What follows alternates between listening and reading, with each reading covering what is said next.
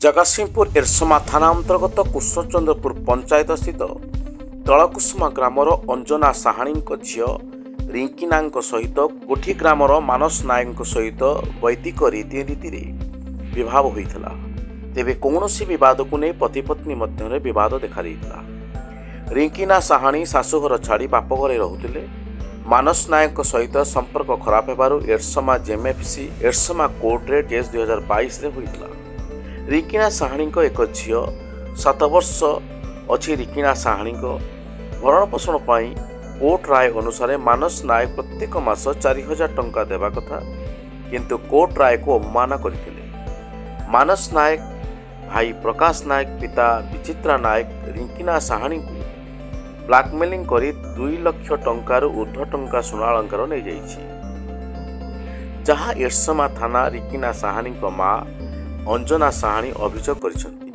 Prakash Nayak blackmailing करी धमकाई कहूची एक photo social media छाड़देवी, case को फाइनल कर नचेत मु तुम परिवार समस्त सदस्य और तते जीवन मारिदेवी बारंबार धमक दे आसुथिले। 4/7/2024 तारीख रात्र 7:30 प्रकाश नायक शशुर विचित्रा नायक पुनीलता नायक एक दाढ़ुआ छुरी साहाय्य रिंकिना को आक्रमण कला बेले डाहाण पाख मुहरे बाजी मुह 1 इंच भली कटि जाइथिला। पिठी बेक गोड़ को मध्य छाड़ी नथिले। रिंकिना साहाणी छाटी पिटी होई चित्कार करी लोकमान को डाकिथिले। पाख पड़िशा माने आसी उद्धार करथिले। रिंकिना बापा जड़े दिन मजूरिया से घरे नथिबा समय रे एभली कार्य करथिले। मु सुबोध साहाणी घर तलकुसुमा थाना अभियोग गुरुवार संध्या 7:30 समय मु अवश्य घरे नथिली। कहीं नथिबा अवस्था से बाप पुओ माँ पशिकी मो झी उपर आक्रमण कर मु आसिकी काम आसिकी जो अधवा रास्ता खबर मुझे दिन मजूरिया। हाँ मुझे शुणिली जे एमता घटना घटुची ना बापा तेमे कौटी मु कहली मु रास्ता एमता घटना मु कहली कौन ना से तुमको मारे बोलिकी साढ़े तैयार रेडी होकर आई आउ कहला कौन मत मारे बोली धमक तो परिवार सारा आम हाणी दो शीघ्र तो बापा को डाक ये खबर पाई मु घर को कौन जी मु दौड़ी आसिली प्रशासन थाना को। थाना आसिक गुहारी कलापर से कहले तुम गोटे एफआईआर दियो। एफआईआर देवे दबा बोली मुझे लेखा लिखी कर सारी झील अवस्था पुणी फोन पहुँचला झील को छुरी रे काटी देइछि। मु छोटे सार को कहली सारे एमती झील घरे पशिकी झी मु नथिली घरे पशिकी एमती कटाकटी कर देइकरी से चली जाइछि। मु कौन करी छोटू झील को आणिक अटोरे मुझे मेडिकल पहुँचेली। मेडिकल स्टिच फिच करापर ताकू मु थाना को नहीं पहुँचली। थाना सीटू एफआईआर रखिकी से मेडिकल को आणिक आसी मेडिकल पर भी ताकू आम कहूँ एडमिशन करा ना तेज नहीं जाओ ये असुविधा तेज घर टी आराम करूँ। मुझे सर मु दिन मजूरिया मुझे थर मु अटोरे जी आशा करें मुझे सकालू आणिक पुणी मेडिकल को आसिली।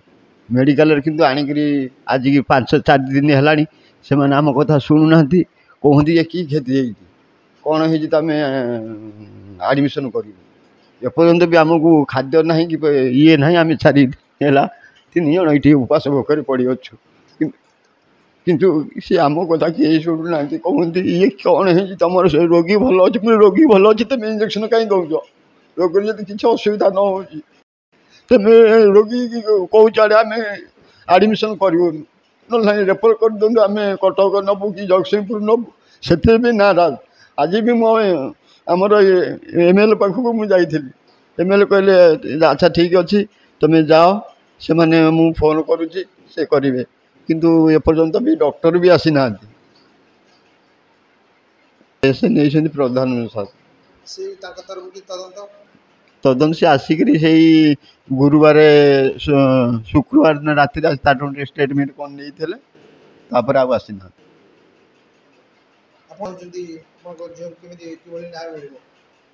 झील तो मुझे झील को तो सीट बह कर आज 7 वर्ष हो गला ତାଙ୍କ ସ୍ୱାମୀ ସ୍ତ୍ରୀଙ୍କର ଅମଳ ନ ହେବାରୁ ବିଭିନ୍ନ ପ୍ରକାରର ଥାନା ପୁଲିସ କେସ୍ କୁସା ଚାଲି ଏପର୍ଯ୍ୟନ୍ତ ତାର ମେଣ୍ଟେନାନ୍ସ କେସ୍ ଚାଲିଛି। କେସ୍ ବି ହାଇକୋର୍ଟ କୋର୍ଟ ମାସକୁ 4,000 କରିଥିଲା, କିନ୍ତୁ ଏପର୍ଯ୍ୟନ୍ତ ସେ ଧରା ଦେଉନି କି ଦେଖା ଦେଉନି। ଆସିକିରି ଆମ ଘରେ ପଶି ଝଗଡ଼ା ଘାଣ୍ଟି କରି କହିଲା ଯେ ମୁଁ ମାରିବି ମରିବି। ହେଇନି ଝିଅକୁ ଧମକ ଦେଇ ଝିଅକୁ ମାଗୁଥିଲା ଟଙ୍କା, କହିଲା ଟଙ୍କା ଦେ ନହେଲେ ଦେଖିବୁ ତ କାନରେ ଦେ ବିକିକିରି ନ ଦେବାରୁ ସେଇ ସକାଶେ ଆସି ଆକ୍ରମଣ କରିଛି। ମା ଏକୁଟିଆ, ମୁଁ ଏକୁଟିଆ ଥିଲି। ଆସିକିରି ଧମକାଣ୍ଡି ଦେଇଛି ଯେ ଏଇ ତୋ ବାପାକୁ ଡାକି କଥା ପକେଇବି। ଏହା କହିବା ଭିତରେ ଝଗଡ଼ା ଘାଣ୍ଟି କରି ଝିଅକୁ ମାଇଲା ଜାବଡ଼ା। ମୁଁ କହିଲି ତାକୁ ମାରୁଛୁ, ଆସିକି ମୋତେ ଦିଧକା ଦେଇଛି। ଦିଧକା ଦେବା ଭିତରେ ଯାଇକି ଝିଅକୁ ପୁଣି ତା ଗାଲକୁ ଧରିକିରି ମୁହଁକୁ ଆଉ ତାକୁ କେଉଁଥିରେ କାଟିଛି। ବେକ କାଟିବାକୁ ଯାଉଥିଲା, ବେକ କାଟିବାରେ ଯେମିତି ଝିଅ ଏକ ସେପଟ କରିଛି, ତାହେଲେ ସେ ଗାଲରେ ପଡ଼ିଛି। ମୋର 7 ବର୍ଷ ହେଲାଣି କେସ୍ ଚାଲିଛି। ସେଇ ବିବାଦରେ ସ୍ୱାମୀ ଆଉ ଖୁଡ଼ଶାଶୁ ଆଉ ତାଙ୍କ ପୁଅ ମୋ ଘରେ ପଶିକିନା ମୋତେ ଜୀବନରୁ ମାରିଦେବାକୁ ଚେଷ୍ଟା କରୁଥିଲେ। ସେମାନେ ତାଙ୍କ ବାପା ବୋଉ ମୋତେ ଜବରଦସ୍ତି ଧରିକିନା ସେ ପୁଅ ମୋ ବେକ କାଟୁଥିଲା। ବେକ କାଟିଲା ସମୟରେ ମୁଁ ଏପଟ ସେପଟ ହେବାରୁ ମୁଁ ଗାଲ କଟିଗଲି। ଏରସମା ଥାନା ଅଧିକାରୀ ତଦନ୍ତ ଚାଲୁ ରଖିଛନ୍ତି। ଦେଖିବାକୁ ରହିଲା ଦୋଷୀମାନଙ୍କୁ କିଭଳି ଦଣ୍ଡ ମିଳୁଛି ଓ ପୀଡ଼ିତଙ୍କୁ କିଭଳି ନ୍ୟାୟ ମିଳୁଛି। ପାରାଦୀପରୁ ରଶ୍ମିରଞ୍ଜନ ଦାସଙ୍କ ରିପୋର୍ଟ, ଜନତା ଜିନ୍ଦାବାଦ।